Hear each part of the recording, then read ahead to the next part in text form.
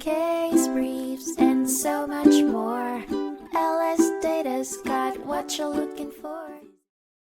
In 1953, the United States Supreme Court heard a monumental case, Brown v. Board of Education, that would have far-reaching implications for the nation.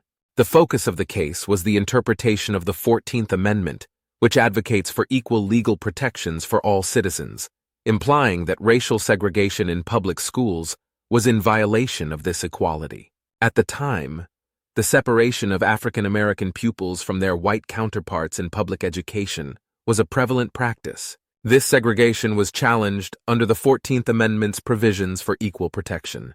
The court faced the question of whether this amendment, as conceived by Congress and state legislatures, was intended to dismantle these racial barriers in public schools, and whether the judiciary was equipped and permitted to enforce this intent. Moreover, the court had to resolve the conundrum. Should they immediately thrust African American students into non-segregated schools or advocate for a more paced, gradual transition from a segregated to non-segregated system? As part of this unprecedented dialogue, the court invited the participation of the Attorney General of the United States, whose additional perspectives and arguments could be filed as an extra brief.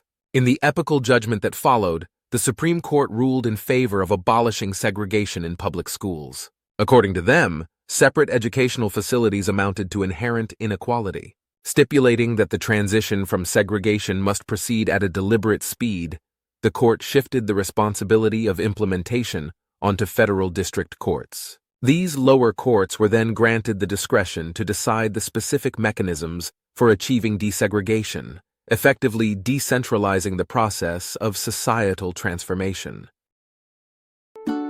Case briefs and so much more.